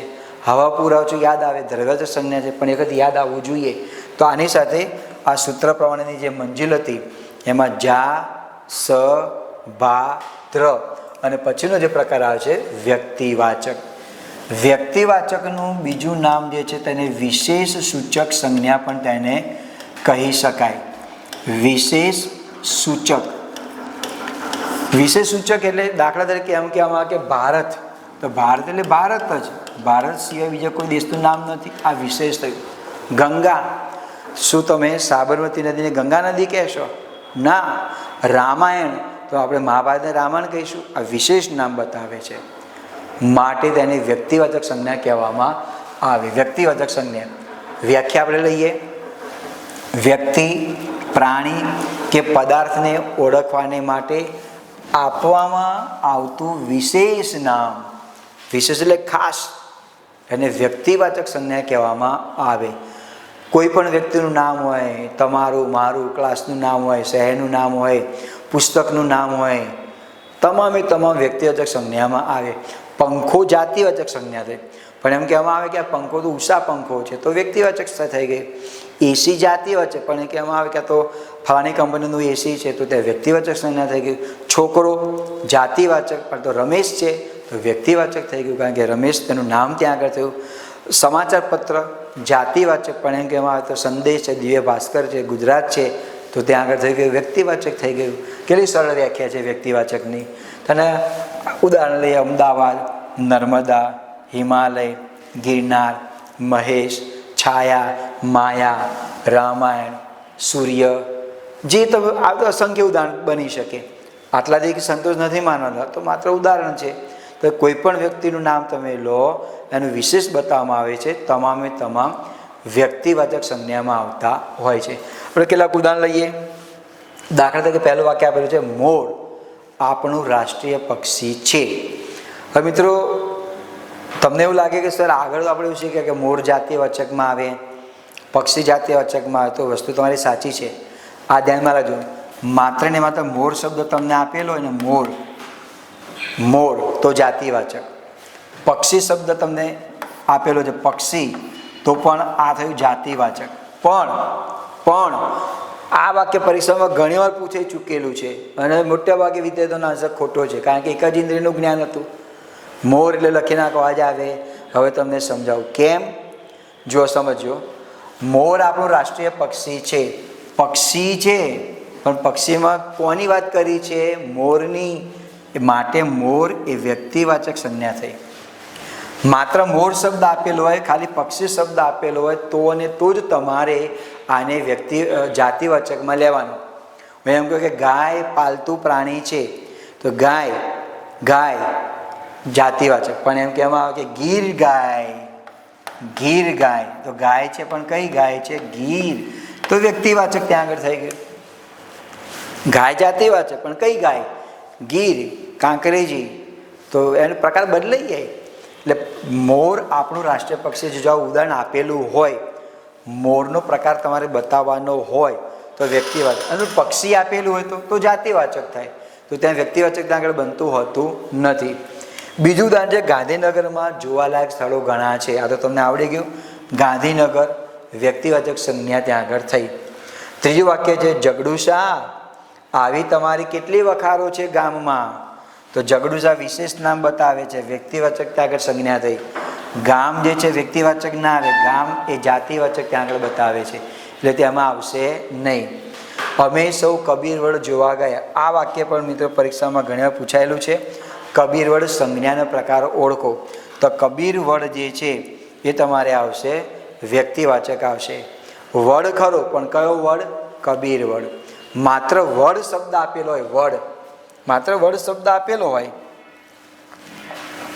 તમને માત્ર વડ શબ્દ આપેલો છે, તો તમે લખી શકો કે આ જે છે જાતિવાચક થયું. પણ આ પણ વાક્ય આપેલું કે વડ પવિત્ર વૃક્ષ છે, વડ પવિત્ર વૃક્ષ છે, વૃક્ષ ખરું પણ કયું વૃક્ષ? વડ, તો ત્યાં આગળ તમારે વ્યક્તિવાચક થઈ ગયું છે. મુદ્દો સરળ, પણ આ રીતે વાક્ય આપેલું હતું, ત્યાં આગળ વાક્ય બદલે એના જેવું છે. મોર, માત્ર મોર શબ્દ તમને આપેલો હોય તો જાતિવાચક, પણ એમ કહેવામાં આવે કે મોર પક્ષી, પક્ષીમાં વિશેષ આપ્યું, આ થયું ત્યાં આગળ વ્યક્તિવાચક થયું. હું એમ કહું કે ફૂલ, તો ફૂલ જે છે ને, આ ફૂલ જે છે એ જાતિવાચક થયું. પણ આ રીતે નામ આપેલું હોય ફૂલ, બીજું તમને શબ્દ આપેલો છે ગુલાબ, માત્ર ગુલાબ શબ્દ તમને આપેલો છે, તો પણ તમારે આ જાતિવાચક થયું. પણ ગુલાબનું ફૂલ તો વ્યક્તિવાચક. ફૂલ ખરું, પણ ભાઈ તમને કયું ફૂલ ગમે છે? ગુલાબનું, તો ત્યાં આગળ એ પ્રકાર થયો તમારે વ્યક્તિવાચક થયું. બસ તમારે અહીંયા જ ધ્યાન રાખો, બાકી તમને આવડે એવું છે. અમે શું કબીરવડ જોવા માટે ગયા, તો કબીરવડ જે છે એ વ્યક્તિવાચક આવે, જગડુશા વ્યક્તિવાચક આવે, અને ગાંધીનગર જે છે વ્યક્તિવાચક આવે. અને બીજું છે ગંગા પવિત્ર નદી છે. નદી ખરી પણ કઈ નદીની વાત કરી છે? ગંગાની. તો ગંગા વ્યક્તિવાચક થયું. નદીમાં તમને અંડરલાઈન આપેલી હોય તો તેનો પ્રકાર જાતિવાચક આવે. નદી ખરી પણ કઈ? ગંગા. અને તમને એવું લાગે સર ખાલી ગંગા શબ્દ આપેલું હોય તો પણ જાતિવાચક ના આવે. ગંગા તો વિશેષ નામ છે. તમે અનુસ્વાર ના મૂકો તો અર્થ ગગા થઈ ગયો, અને ગગા લખો એટલે અર્થ બદલાઈ ગયો. નાદાન બાળક હોય, બુદ્ધુ હોય એને ગગો કહેવાય. અને ગગો એટલે બાળક પણ કે સૌરાષ્ટ્રમાં એમ કે હા ગગો છે, ગગા જેવો છે. એટલે અનુસ્વાર મૂકવાથી નહીં મૂકવાથી શબ્દનો અર્થ આખો બદલાઈ જતો હોય છે. તો માત્ર ગંગા શબ્દ આપેલો હોય તો પણ વ્યક્તિવાચક થયું. પણ આ રીતે વાક્ય છે ગંગા પવિત્ર નદી છે. ગંગા વ્યક્તિવાચક, નદી જાતિવાચક, પવિત્ર તો વિશેષણ છે. આપણે તેની ચર્ચા પછી કરીશું. તો આની સાથે જે મિત્રો વિશેષણના જે પ્રકારો જે છે એને આપણે ત્યાં પૂર્ણ કર્યા. હજી છેલ્લો પ્રકાર બાકી છે ને, આજે ક્રિયાવાચક. ક્રિયા શબ્દને તમે પકડો. ક્રિયા શું છે? જે તે ક્રિયા બતાવે. એમ કહો કે બેસવું, રમવું, બોલવું, ચાલવું, આ બધી ક્રિયા બતાવે છે. પણ એનો વાક્યમાં પ્રયોગ કરવામાં આવે. દાખલા તરીકે આ રીતે વાક્ય આવેલું કે બાળકો ક્રિકેટ રમી રહ્યા છે, તો રમી શબ્દ આપેલો છે કે એ જે ક્રિયા બતાવે છે. તો જેમાં એની વ્યાખ્યા છે ક્રિયાચક સંજ્ઞામાં કે જે સંજ્ઞા, સંજ્ઞા એટલે નામ, નામ એટલે શબ્દ, શબ્દ એટલે પદ, આ બધા એના સમાનાર્થી શબ્દો છે. સંજ્ઞાને તમે નામ પણ કહી શકો, નામ પણ કહેવાય, એને પદ પણ કહેવાય, અને શબ્દ પણ કહેવામાં આવે. શબ્દ, નામ, પદ, અને આ વ્યાકરણને લગતો શબ્દ છે સંજ્ઞા. સંજ્ઞા કોને કહેવાય? નામ કોને કહેવાય? પદ કોને કહેવાય? શબ્દ કોને કહેવાય? બધા એકબીજાના સમાનાર્થી શબ્દો છે. તો એની આપણે વ્યાખ્યા લઈએ. ક્રિયાચક સંજ્ઞા કોને કહેવામાં આવે? ક્રિયા દર્શાવનાર શબ્દ, ક્રિયા દર્શાવનાર નામ, ક્રિયા દર્શાવનાર પદ એટલે ક્રિયાચક સંજ્ઞા તેને કહેવામાં આવે. કયા કયા શબ્દ એમાં આવે? રમવું, લખવું, બોલવું, ચાલવું, કહેવું, ગમવું, રમત, લેખન, ઉઘરાણી, બચત, આ બધા. હું બચત કરું છું અને બચત મંડળ લાઈન છે, તો આપણે એવું લાગે બચત જે કરું છું ભાવચકમાં ના આવે. ના, ક્રિયા બતાવે છે, બચત કરવાની ક્રિયા બતાવે છે ત્યાં આગળ. એટલે એ શબ્દ તમારે ક્રિયાચકમાં આવે. કેટલાક ઉદાહરણ લઈએ. એમાં બચત સી રીતે થાય? ક્રિયા બતાવે છે બચત. બીજું વાક્ય છે બા મને ઉઘરાણીએ મોકલે. ધોરણ 10 પાઠ્યપુસ્તક ગુજરાતીનું છે, એનું વાક્ય છે ચોપડાની ઇન્દ્રજાળ, નવલિકા છે. તો ઉઘરાણીએ ક્રિયા બતાવે છે, ક્રિયાચક સંજ્ઞા થયું. સાવકારો દ્વારા રાંકડી ભોળી પ્રજાનું શોષણ થતું. રાંકડી એટલે લાચાર, ભોળી પ્રજા. ભોળી એટલે અબુધ છે એવું નહીં, નાદાન, જેને કહી દીધું માની લીધું એમ. એ સાવકારો દ્વારા રાંકડી ભોળી પ્રજાનું શોષણ થતું. તો શોષણ ક્રિયા બતાવે છે તેની. આ ક્રિયાનો ભાવ બતાવે છે, શોષણ કરવામાં આવે છે. બીજું વાક્ય છે મને મારું ભણતર. આ ક્રિયા ભણતર, ચણતર, ઘડતર, આ તમામ શબ્દો ક્રિયાચકમાં આવે. ભણતર, ચણતર, ઘડતર, નડતર એ પણ આવે. મને મારું ભણતર, મારા ગાંધીવાદી વિચારો યાદ આવી ગયા. તો ભણતર એ ક્રિયાનો ભાવ બતાવે છે. પ્રકાર તો ક્રિયાવાચક સંજ્ઞા ત્યાં આગળ થઈ. મને ક્રિકેટ રમવું ગમે છે. હવે રમવું પણ શબ્દ આવે ને રમવી પણ આવે, બંને શબ્દ માન્ય છે. ક્રિકેટ સ્ત્રીલિંગમાં આવે ને ક્રિકેટ કેવી સ્ત્રીલિંગ થયું. એટલે ઘણાને એવું લાગે કે મને ક્રિકેટ રમવી ગમે છે, ના આવે? આવે ને.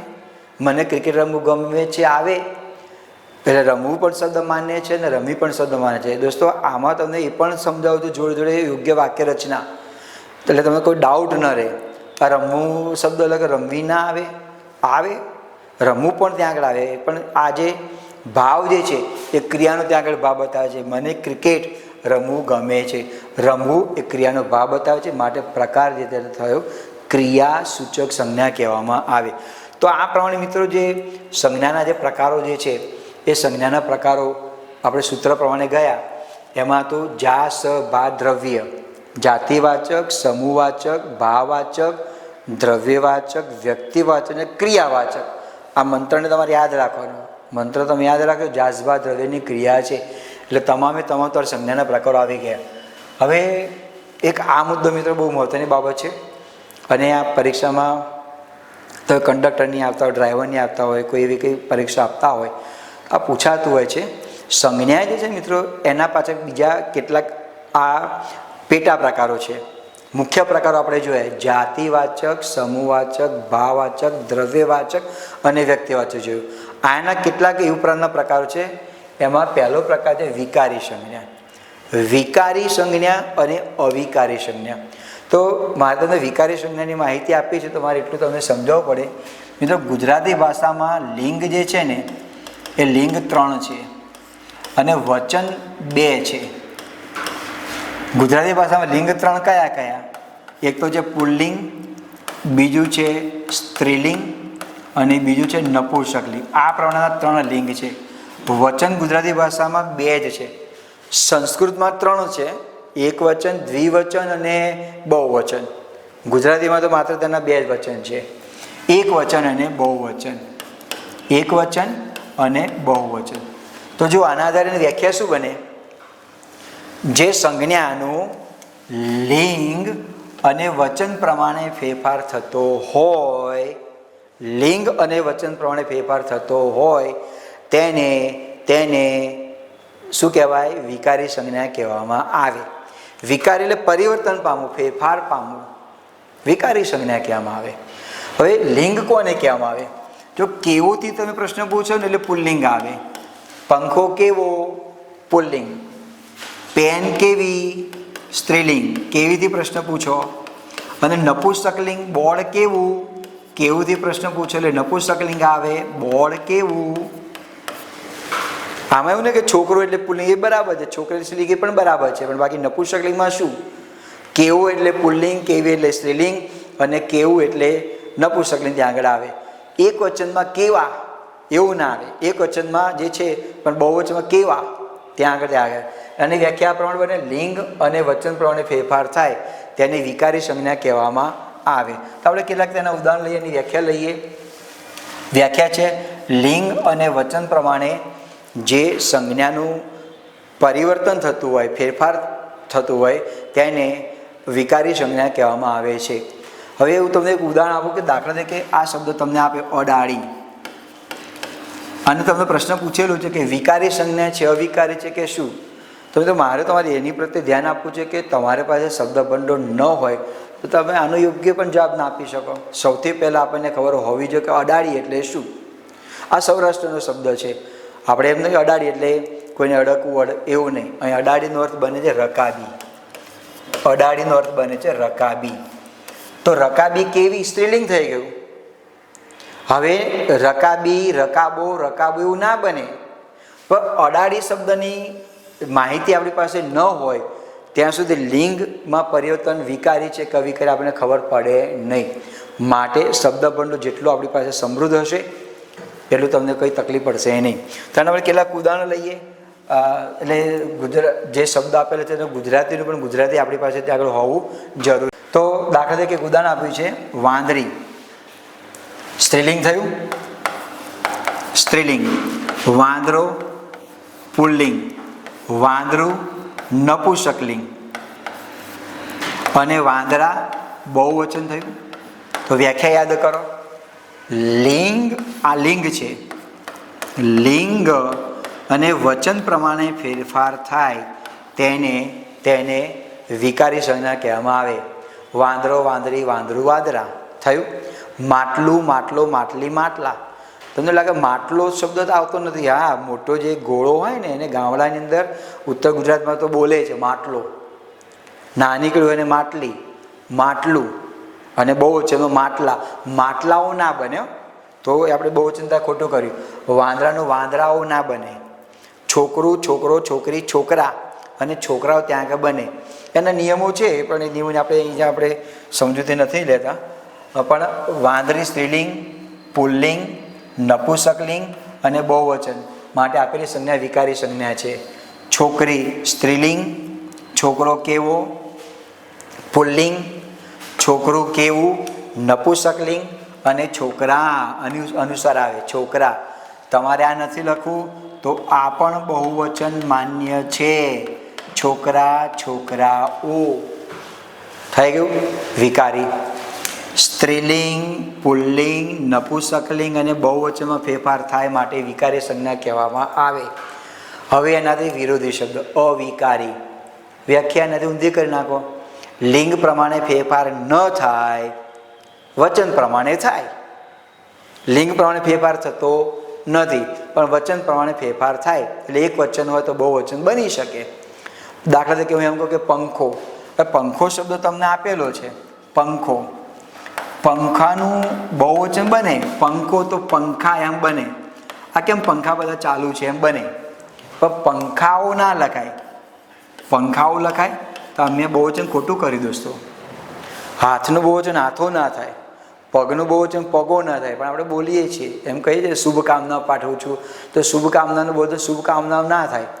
એ બોલી નહીં તો ચાલ્યા કરે, પણ લખાણમાં આગળ ચાલે નહીં. પંખો તેનું બહુવચન પંખા જ બને. તો તમને લાગે કે હું લિંગ બદલું તો પંખો, પંખા, પંખી, પંખું એવું ના બને.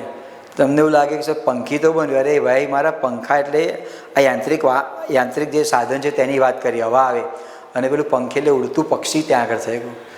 એવું ખોટો પ્રયોગ ના કરતા, ને તો વિકારી ને અવિકારીમાંથી આપણે ક્યાં જતા રહીએ ખબર ના પડે. પંખો તો પંખો જ રહે, બહુવચન બને. ચપ્પુ, ચપ્પા. ખેતર, ખેતરો. લાડુ, લાડવા. લાડુ, લાડી, લાડો, લાડુ બને ના બને, એટલે એને અવિકારી કહેવામાં આવે. વ્યાખ્યા છે લિંગ કે વચન પ્રમાણે જે સંજ્ઞાનું રૂપ બદલાત. અહીંયા તમે વચન તો આપણે લઈશું, લિંગ પ્રમાણે એનું વચન બદલાતું નથી. એટલે સ્ત્રીલિંગ, પુલ્લિંગ અને નપુંસકલિંગ એમાં ફેરફાર ના થાય. વચન પ્રમાણે ફેરફાર થાય તો અવિકારી. આપણે કેટલાક ઉદાહરણ લઈએ. દાખલા તરીકે આપેલું છે કે ખેતર. તો ખેતરનું બહુવચન બને ખેતરો, એનું સ્ત્રીલિંગ બને ખેતરી. નપુંસકલિંગ બને ખેતરું ના બને. તમે બનાવો તો અલગ વસ્તુ છે, બાકી બને નહીં. રાજા, રાજાનું બહુવચન ના બને, રાજાઓ ના થાય, એ બહુવચનમાં જ છે, એક વચનમાં છે. ઘીનું ઘીઓ બહુવચન ના બને, અમે આટલા બધા ઘીઓ પીધું બને નહીં. નદીનું નદીઓ બને, પણ બીજા કોઈ લિંગમાં ફેરફાર થતો નથી. લાડુ એનું બહુવચન બને લાડવા, પણ સ્ત્રીલિંગ બને લાડુ, લાડી, લાડો. તો તમને લાગે સર આ તો બને છે લાડી. પછી તમે એમ લાગો કે લાડુ, તો આ ક્યાં વિકારી ના થાય? ના, આ લાડુ એટલે પ્રકાર વાનગી થઈ ખાવાની. આ લાડી એટલે સ્ત્રી હોય ને, પરણતી સ્ત્રીને લાડી કહેવામાં આવે, અને પુરુષ માટે લાડો શબ્દ આવે. અર્થ બદલાઈ ગયો ને ત્યાં આગળ. આ લાડવો ખાવાની બાબત છે, આ ક્યાં ખાવાની બાબત છે?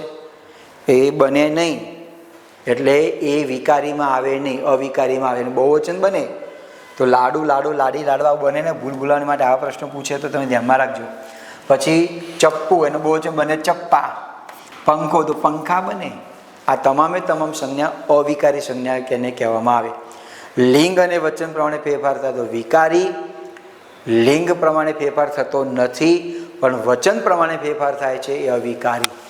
ઓકે મિત્રો, આની સાથે આ જે સંજ્ઞાના મહત્વના જે પ્રકારો જે છે તે આપણે બધા પૂર્ણ કર્યા. હવે કેટલાક વાક્યો તમને આપું છું, હું તમને સમજાવું છું કે આ વાક્ય આ સંજ્ઞામાં કેમ આવે છે. તમે જેટલો મિત્રો પ્રયાસ કરશો એટલો તમને વધારે મજા આવશે. વધારે મજા આવશે, તમને પ્રશ્નો ઉપસ્થિત થશે, પ્રશ્નો થશે એટલે તમે કંઈ પૂછશો, અને પૂછતા પંડિત થવાય. ગુજરાતીમાં વ્યાખ્યા છે તો તમે પંડિત બની જશો. તો લઈએ, આપણે પહેલું વાક્ય છે ગુજરાત આપણું રાજ્ય છે. એના ઉત્તર આપી દીધેલા છે. ગુજરાત જે છે વ્યક્તિવાચક છે અને રાજ્ય જે છે જાતિવાચક છે. કેમ આવું બને છે? તો જો ગુજરાત જે છે ને વિશેષ નામ બતાવે છે. તમે યાદ કરો, ગુજરાત રાજ્ય એટલે આપણા દેશમાં કે બીજી કોઈ જગ્યાએ ગુજરાત ખરું? વિશેષ નામ છે. ગુજરાત એટલે તરત જ યાદ આવે કે ભારત દેશના નકશામાં રહેલું પશ્ચિમ ભાગમાં આવેલું રાજ્ય એટલે ગુજરાત રાજ્ય. અમદાવાદ એટલે આપણને આ જ યાદ આવે. અમદાવાદ કહો, અમદાવાદ કહો, અહેમદાબાદ કહો, આપણને યાદ આવે. વિશેષ નામ છે. રાજ્ય આ જાતિવાચક છે. રાજ્યમાં તો શબ્દ ગમે તે ઉપયોગ કરી શકતા હોય છે. એટલે ગુજરાત આપણું રાજ્ય છે. ગુજરાતમાં અંડરલાઈન આપેલી હોય તો વ્યક્તિવાચક, રાજ્ય જે છે એ જાતિવાચક. બીજું વાક્ય છે, ઉદાહરણમાં આપણે સમજાવી દીધેલું છે, મોર આપનું રાષ્ટ્રીય પક્ષી છે. મેં તમને કહ્યું હતું કે મોર ખાલી શબ્દ તમને મિત્રો આપેલું હોય તો મોરને તમારે જાતિવાચકમાં લેજો, પણ આ પ્રમાણે વાક્ય તમને આપેલું હોય તો મોર વ્યક્તિવાચકમાં લેવાનું. આ વાક્ય પરીક્ષામાં પહેલાં ઘણીવાર પૂછાઈ ચૂકેલું છે. પક્ષી ખરું પણ કયું પક્ષી? મોર, આ વિશેષ નામ છે. ફૂલ કયું? ફૂલ ખરું પણ તમને કયું ફૂલ ગમે છે? ગુલાબ. મીઠાઈ ખરી પણ કઈ મીઠાઈ ગમે છે? ગુલાબ જાંબુ. વ્યક્તિવાચક ત્યાં આગળ થઈ ગઈ. મોર વ્યક્તિવાચક, પક્ષી જાતિવાચક. લોકોમાં આનંદ વ્યાપ્યો છે, તો લોકો જે છે એ ટોળું બતાવે છે, સમૂહ બતાવે છે. આપણે ગણી શકીએ આ પ્રસંગમાં કેટલા લોકો આવ્યા હતા? કઈ 500-600 માણસો હતા. સમૂહવાચક આવે અને આનંદ એ ભાવ બતાવે છે. મને આનંદ થયો તમને ભણાવીને, તેમ કહી શકું મને 2 કિલો આનંદ થયો, 3 કિલો આનંદ થયો? ના, એ મારી મનની ઇન્દ્રિયો દ્વારા મેં તેની અનુભૂતિ કરી. એટલે આનંદ શબ્દ છે ભાવવાચકમાં ત્યાં આગળ આવે. ગાંધીનગરની રચના વિશિષ્ટ પ્રકારની છે, તો ગાંધીનગરમાં અંડરલાઈન જે આપેલું હોય તેનો પ્રકાર થયો ત્યાં આગળ વ્યક્તિવાચક સંજ્ઞા કહેવામાં આવે. મિત્રો, આ રચના વિશિષ્ટ પ્રકારની આ કોઈ સંજ્ઞા નથી. વિશિષ્ટ જે છે એ વિશેષણ છે, એટલે અહીં બીજી કોઈ સંજ્ઞા ત્યાં આગળ છે નહીં. તેના ચહેરા પર આનંદ છવાઈ ગયો. હવે ભાવવાચક સંજ્ઞામાં ત્યાં આગળ આવે આનંદ. હવે ચહેરામાં અંડરલાઈન તમને આપેલી હોય અને ચહેરાનો પ્રકાર બતાવો છે તો જાતિવાચક આવે. બોડીના જે ભાગ જે છે જાતિવાચક આવે. હાથ, પગ, કાન, નાક, જીભ, ચામડી, જાતિવાચક ત્યાં આગળ થયું. તો ચહેરામાં લેવું હોય તો તમારે જાતિવાચક સંજ્ઞામાં આવે. શિક્ષક ખુરશી પર બેઠા છે. હવે શિક્ષકમાં અંડરલાઈન આપેલી હોય, અહીંયા તો એક જ ઓપ્શન તમને આપેલું છે જાતિવાચક સંજ્ઞા છે, પણ હું બંને તમને સમજાવું, કારણ કે આ વાક્યમાં 2 સંજ્ઞા છે. શિક્ષક, તો શિક્ષક જાતિવાચક સંજ્ઞા થઈ, પણ તમને શિક્ષકનું કોઈ નામ આપવામાં આવે કે ફલાણા શિક્ષક, તો વ્યક્તિવાચક થઈ ગયું. ગુજરાતીના શિક્ષક તો વ્યક્તિવાચક થઈ ગયું. પણ એમ કહેવામાં આવે કે આ શિક્ષક, એટલે તમારે શિક્ષક જાતિવાચક ત્યાં આગળ થઈ ગયું. અને ખુરશીમાં અંડરલાઈન આપેલી હોય તો પણ જાતિવાચક થયું. પણ લાકડાની ખુરશી તો વ્યક્તિવાચક, લોખંડની ખુરશી તો વ્યક્તિવાચક, શિક્ષક તો જાતિવાચક, પણ ગુજરાતીના શિક્ષક તો વ્યક્તિવાચક ત્યાં આગળ થઈ ગયું. દૂધમાંથી દહીં બને છે, દહીંમાંથી છાશ બને છે, તો દૂધ જે છે દ્રવ્ય થયું, માપન થાય ને, 100 ગ્રામ, 200 ગ્રામ, લીટર, એ રીતે. દહીં, આનું પણ માપન થતું હોય છે. આ વસ્તુનું એકમ બતાવે છે. દ્રવ્યવાચક ત્યાં થાય, જથ્થો છે, તો આનો પ્રકાર દ્રવ્યવાચક થયું. ગોળમાંથી મીઠાશ ચાલી ગઈ છે. હવે મીઠાશ શબ્દ છે ભાવ બતાવે છે, માટે મીઠાશ ભાવવાચક સંજ્ઞા થઈ. તમને લાગે કે સર ગોળ શબ્દ આપેલો છે, ગોળમાં મારે સંજ્ઞાનો પ્રકાર લેવો છે તો બની શકે? હા, કેમ ના બને? ચલો, કયો પ્રકાર આવે મારે એમ કહેવું છે. તમને ઓપ્શન આપેલા છે કે જાતિવાચક આપ્યું, ભાવવાચક આપ્યું, દ્રવ્યવાચક આપ્યું. તમને લાગે કે મીઠાશ શબ્દ ભાવવાચક છે તો ગોળમાંથી મીઠાશ મળીને, તો ગોળ ભાવવાચકમાં ના આવે? ના ના ના ના, જરાય નહીં. તો કોઈ ભાવ ઉત્પન્ન નહીં થાય. ગોળનું માપન થાય છે. કેટલા કિલો ગોળ જોઈએ તમારે? 2 કિલો, 3 કિલો, એટલે ગોળ દ્રવ્યવાચકમાં આવે. અને ગોળમાં તમે જો ઊંધી માત્રા છે, તમે આ પણ લખો ને એને ગોળ થઈ ગયું, ગોળ. અને મોટા ભાગના જોડની ખોટી લખે છે, આ ગોળ થઈ, ગોળ મળશે. આ રાઉન્ડ ગોળ, ગોળની જોડની આમ આવે. ગોળમાંથી મીઠાશ ચાલી ગઈ છે, એટલે મીઠાશ ભાવવાચક અને ગોળ શબ્દ આપેલો હોય તો દ્રવ્યવાચક સંજ્ઞા આગળ થાય. કેમ? કારણ કે ગોળનું માપન થાય છે, મીઠાશનો ભાવ આપણે અનુભવીએ છીએ. બીજું વાક્ય આપેલું છે શાકનું લાકડું કિંમતી હોય છે. શાકનું લાકડું કિંમતી હોય છે. હવે મારે એક ખુલાસો મિત્રો કરવો છે. કિંમતી શબ્દમાં મોટાભાગે વિદ્યાર્થીઓને ડાઉટ હોય છે કે સર એની જોડની આમ ખોટી છે. અરે ના, હું ખુલાસો કરી આપું તમને. હું જોડે જોડે તમને આ પણ જ્ઞાન આપતો રહીશ. કિંમત તમે આમ લખી શકો, કિંમત. પછી તમને એવું લાગે દીર્ઘામ કે ના કિંમતી ના બને, ના, આની વેલ્યુ ઘટી જાય. આના કિંમતીની જોડની આમ જ છે, લખે છે લખનારા, તો કંઈ ભૂકંપ નથી આવે, પણ જોડણી ખોટી છે ત્યાં આગળ. તમારે સાચી જોડણી જોવી હોય તો જોડે જોડે તમારે જોડતું રહેવાનું તમારે. તો શાકનું લાકડું કિંમતી હોય છે. હવે લાકડું ખરું, પણ કયું લાકડું? શાકનું. શાકમાં અંડરલાઈન આપેલું તો વ્યક્તિવાચક થયું, બરાબર. લાકડું ખરું પણ કહું છે શાકનું, તો વ્યક્તિવાચક થયું. પણ લાકડુંમાં અંડરલાઈન આપેલું હોય તો દ્રવ્યવાચક થયું. લાકડું ઘનફૂટમાં માપી શકાય, બરાબર. હવે કિંમતી શબ્દમાં અંડરલાઈન આપેલી હોય તો ભાવવાચક. આ એક જ વાક્યમાં 3 સંજ્ઞા છે. શાક વ્યક્તિવાચક, લાકડું દ્રવ્યવાચક, કિંમતી ભાવવાચક. હજુ પણ એમાંથી થોડું આપણે ઓપરેશન કરીએ તો તમને આ જોવા માટે તમને મળશે.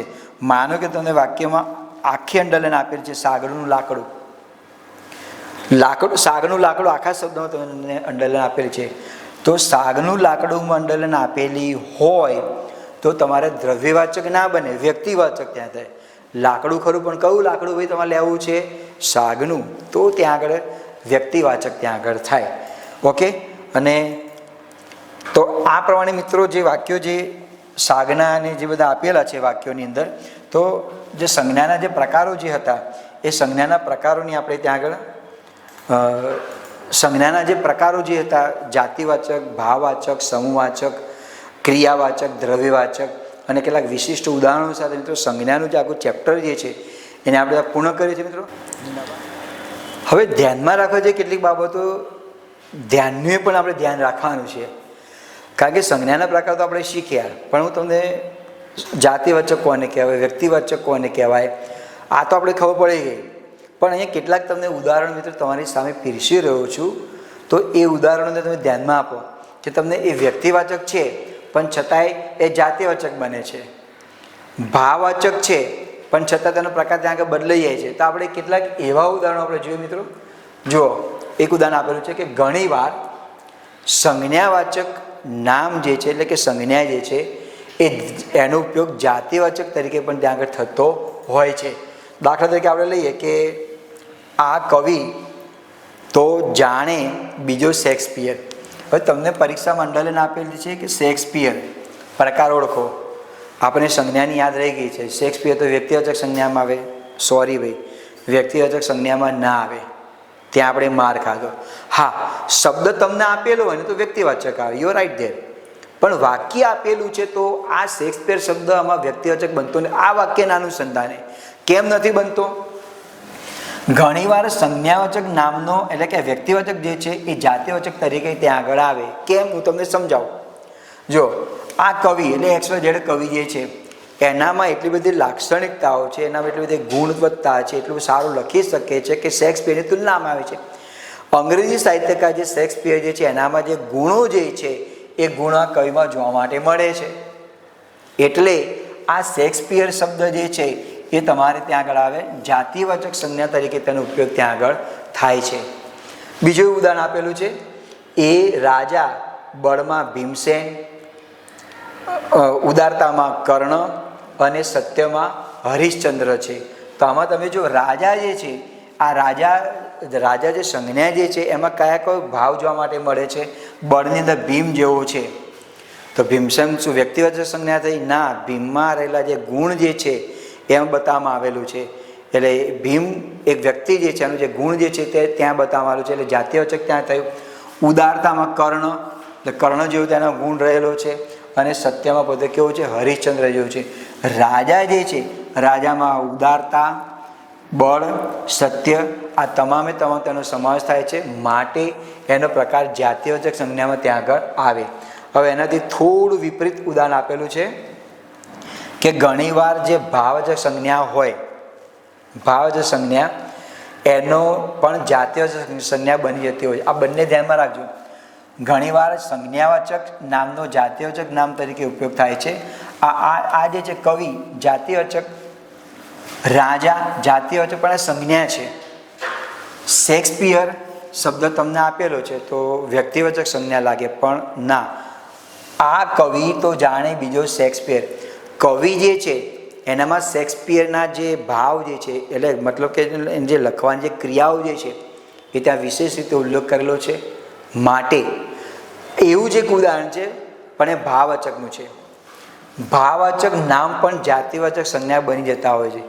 મિત્રો પરીક્ષામાં કદાચ પૂછે તો આ વાક્ય તમને પૂછે, સહેલું પૂછે તો આપણું નસીબ કહેવાય.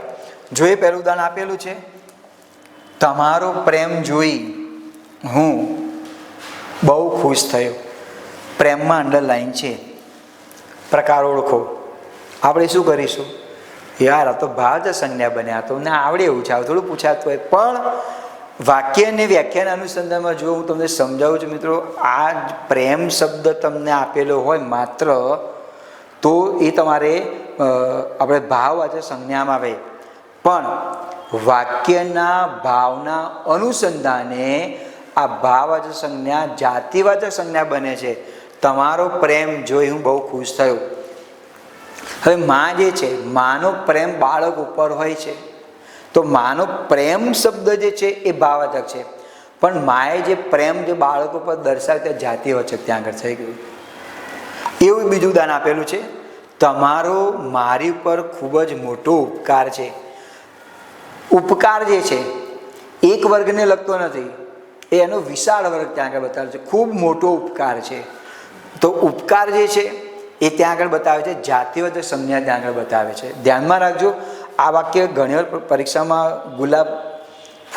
ગુલાબનું ફૂલ મને ગમે છે અને આ રીતે વાક્ય આપેલા છે, પહેલાં આ વાક્ય પૂછાઈ ચૂકેલા છે, માટે આ વાક્યોને ઉલ્લેખ મેં કરેલો છે. ન તો સંજ્ઞાના મુખ્ય જે પ્રકારો છે તો આપણે ક્યાંના પૂરા થઈ ગયા. પણ તમે કોઈ પુસ્તક વાંચતા હો અને આવો ભાવ બતાવેલો હોય, તમને લાગે કે આ તો અંદર છે નહીં, તો આપણે એનો પણ આપણે ત્યાં આગળ સમાસ કરી નાખ્યો. તમારો મારી પર ખૂબ જ મોટો ઉપકાર છે. અહીંયા તમે જુઓ, ઉપકાર જે છે ને એ કોઈ વ્યક્તિના કોઈ વિશાળ વર્ગમાં બતાવવામાં આવે છે. તેમનો પ્રેમ જોઈ હું ગદગદિત થઈ ગયો. તો તેનો જે પ્રેમ આપવાનો જે ભાવ જે છે એ વિશાળ વ્યાપક અર્થમાં છે. માટે એ સંજ્ઞાનો જે પ્રકાર જે છે એ તમારા છે જાતિવાચક સંજ્ઞામાં ત્યાં આવે. આવા વિશેષ વાક્યોને તમારે ધ્યાનમાં રાખવાની ત્યાં જરૂર છે. અરે આ તો આ માણસ ઝઘડુસા છે. હવે માણસ ઝઘડુસા જે છે એ દાનવીર થઈ ગયા. ઝઘડુસા મહારાણા પ્રતાપને આપણે યાદ કરીએ ત્યારે ઝઘડુસા આપણને કર્ણની જેમ આપણને યાદ આવે. તો જે વ્યક્તિ જે છે તેનામાં ઝઘડુસા જેવો જે ભાવ છે, માટે એ જે પ્રકાર છે ઝઘડુસા જે જાતિવાચક ત્યાં આગળ થઈ ગયો. ઝઘડુસા એ વ્યક્તિવાચક ના બને, પણ ઝઘડુસાનો જે એનો ભાવ, એનો જાતિ, એનામાં કયા ગુણધર્મો છે, તેના કયા લક્ષણો છે વ્યક્તિને જોવા માટે મળ્યા, માટે એ જાતિવાચક ત્યાં આગળ સંજ્ઞા ત્યાં આગળ બને. આવા અસંખ્ય ઉદાહરણો મિત્રો આપણી પાસે છે જ, પણ તેને જે વાક્ય આપેલું હોય એ વાક્યને તમારે સમજવું પડે, એને મમરાવવું પડે અને પછી તેને ભાવને નક્કી કરવો પડતો હોય છે.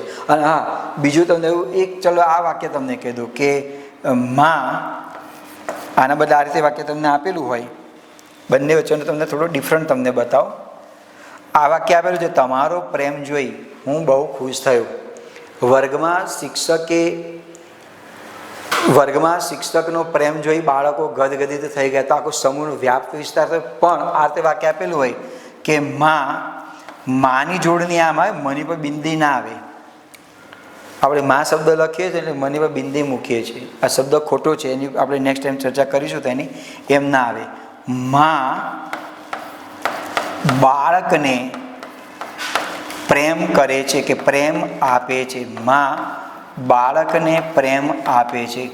અહીંયા માનું જે બાળકને પ્રેમ આપવાની બાબત જે છે સીમિત છે, માટે માં જાતિવાચક આવે, બાળક જાતિવાચક આવે, અને અહીંયા પ્રેમ જે છે આ બે જ વ્યક્તિ વચ્ચેનો છે બતાવવામાં આવ્યું છે. માટે ત્યાં પ્રેમ ભાવવાચક થઈ ગયું. વ્યાપકતા હોય, વિશાળતા હોય ત્યારે એ ભાવવાચક સંજ્ઞાનો પ્રકાર બદલાઈ અને જતો હોય છે આપણે જાતિવાચકમાં ત્યાં આગળ જતો હોય છે. તો આ પ્રમાણે સંજ્ઞાના જે પ્રકારો જે છે, જુદા જુદા પ્રકારો, અને આ બાબતને ધ્યાનમાં રાખવાની, એની પ્રત્યે આપણે ત્યાં આગળ ધ્યાન રાખવું ત્યાં જરૂરી છે. તો મિત્રો, આ સાથે ગુજરાતી વ્યાકરણમાં સંજ્ઞાનો જે પ્રકાર જે છે એને આપણે ત્યાં પરિપૂર્ણ કરીએ છીએ. નવા સ્વાધ્યાય સાથે ફરી મળીશું. આપ સૌનો ખૂબ આભાર. જય હિન્દ, જય જય ગરવી ગુજરાત.